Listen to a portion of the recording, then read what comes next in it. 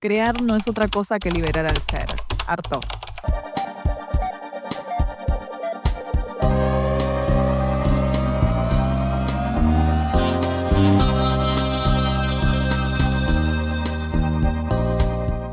Hola pipis, ¿cómo están? Bienvenidas, bienvenidos a este nuevo episodio de Deshacer el Hilo. Esta semana me pasó algo raro, que no es una epifanía, no es una experiencia reveladora, pero sí sentí algo que me obligó a frenar. No tanto porque quisiera frenar, sino porque en algún punto no me daba más la cabeza. Y no fue el típico freno meditativo o la pausa que suelo tener en diferentes prácticas, sino que me fue más bien como un freno físico, un estado de incomodidad buscado, por decirlo de alguna manera.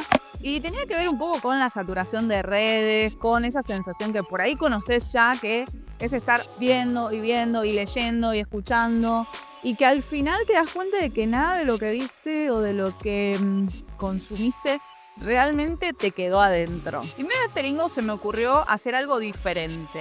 No algo grandilocuente tampoco, ni algo que nunca hacemos, pero sí como obligarme un poco a aburrirme, un aburrimiento buscado, que no era un castigo, sino más bien como una búsqueda activa de algo que no tenía muy en claro qué era, pero hacia eso me dirigí.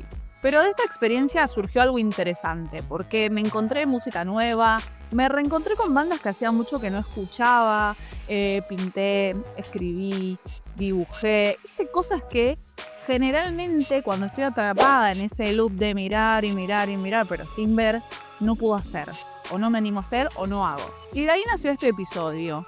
Una exploración sobre qué es realmente crear, qué lugar ocupa la creatividad en este momento donde parece que todo ya está dicho, y cómo podemos volver a conectarnos con ella, aunque sea un poquito cada día. Me resulta muy interesante la visión que presenta Rick Rubin en su libro Acto Creativo, que es un libro que leí esta semana para este episodio, en donde muestra la creatividad asumiéndola como una conexión espiritual.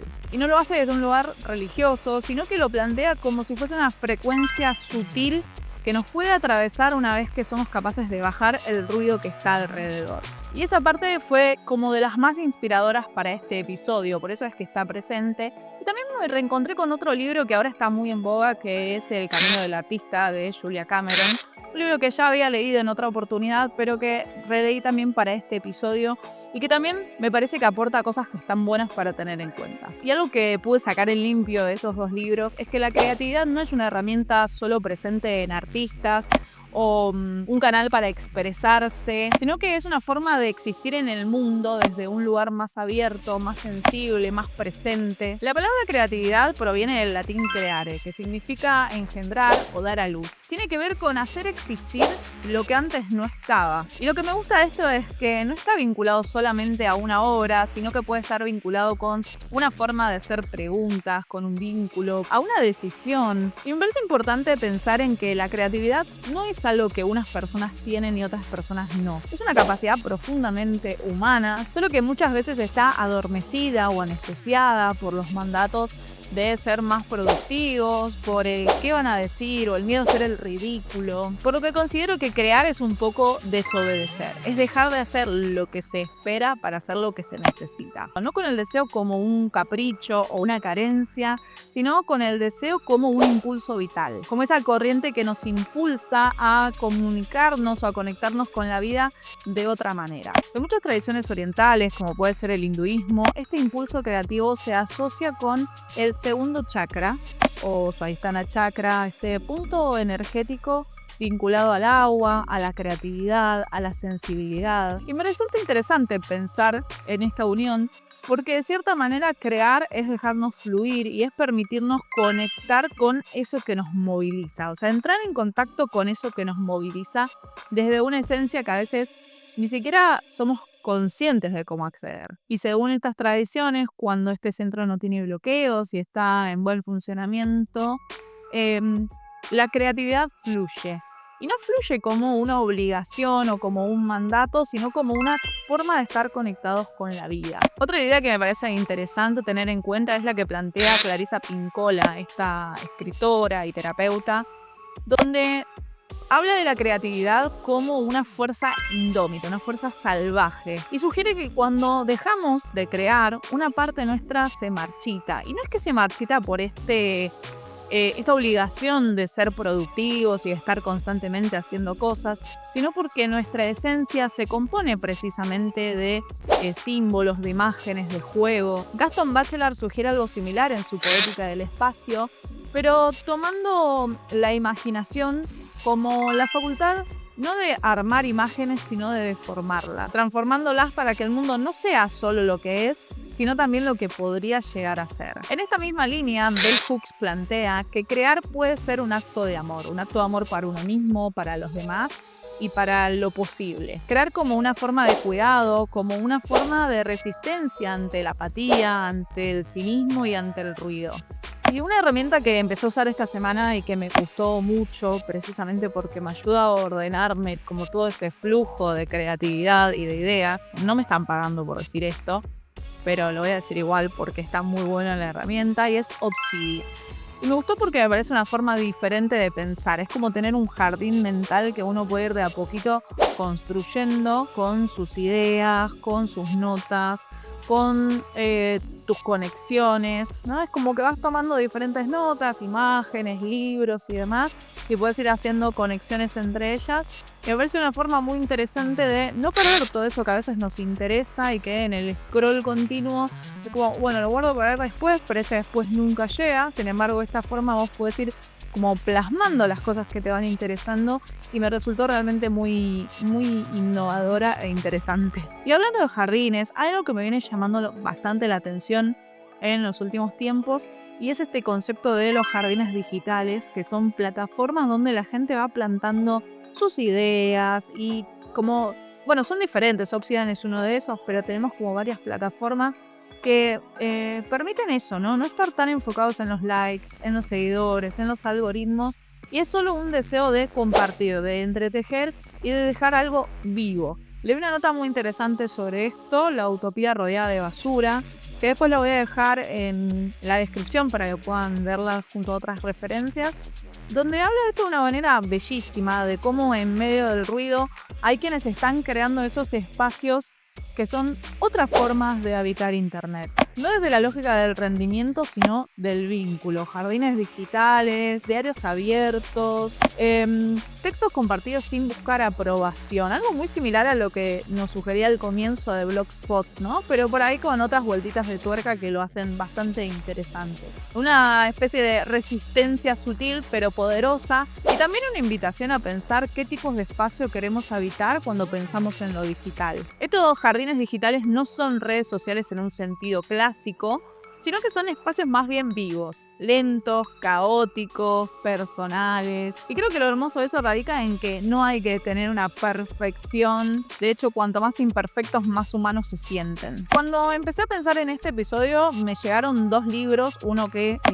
descubrí para esto, que es el de Rick Rubin, El acto creativo, y otro que ya había leído, pero releí ciertas partes, que es el de Julia Cameron, El camino del artista. Y aunque el enfoque que tiene es bastante distinto en cierta manera, hay algo que comparten, que es el corazón central de estas dos obras, y tiene que ver con ver la creatividad como algo más grande que el ego. Rick Rubin propone la creatividad como algo que no se trata de inventar, sino de sintonizar. Dice, no hacemos arte, permitimos que el arte se haga a través de nosotros. Para Rubin, el rol del artista es más bien como un canal y no como un hacedor, y es por eso que insiste tanto en el silencio, en el acto meditativo, en la contemplación y en la observación atenta. No para producir más, sino para abrir el espacio, para estar más atentos a que sucedan cosas. Y su libro está lleno de frases que alientan a bajar el ruido, a salir del algoritmo interno y estar disponibles para lo que quiera venir. Julia Cameron, en cambio, propone un proceso mucho más práctico, casi terapéutico. El camino del artista es un programa de 12 semanas en el cual en cada capítulo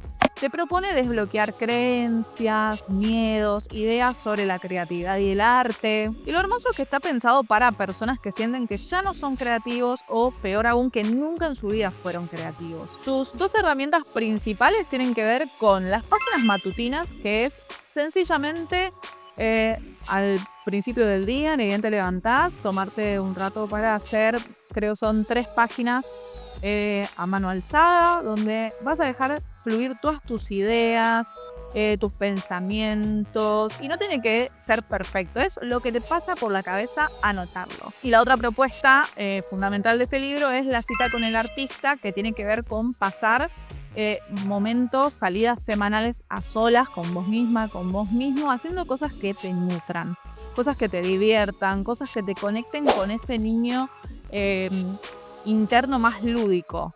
Y ambos, tanto Rubin como Cameron, coinciden en que la creatividad no nace del juicio, sino que nace del permiso. Y que para poder crear, para estar atenta a todo lo que sucede, hay que aprender a callar esas voces internas que te dicen que esto no sirve, que a nadie le va a importar, que esto ya lo hizo alguien mejor antes. Y esto dialoga bastante con ese episodio que hicimos hace algunas semanas sobre el síndrome del impostor, porque muchas veces no es que no tengamos ideas creativas, sino que estamos constantemente juzgando esas ideas que surgen y tildándolas de no ser lo suficientemente buenas, de no tener potencial, o creyendo que nosotras no somos capaces de tener ideas buenas. Entonces, ¿por qué es que se nos va a ocurrir justo algo que sea realmente creativo? Y leer a Rubin y a Cameron me recordó un poco esto de que crear es también un acto de coraje, de fe, no una fe religiosa, sino fe de que algo adentro tuyo sabe cómo expresarse y de encontrar la mejor manera para ser, porque es digno de ser compartido y que no depende de que alguien lo entienda, sino de tu necesidad de sacar eso desde adentro. A veces lo que más nos inspira no tiene que ver con lo que hace todo el mundo, sino con lo que hacen aquellos que se animaron a salir de la norma. Y hay artistas que encontraron rituales muy propios y a veces bastante incoherentes para conectar con su fuego interno.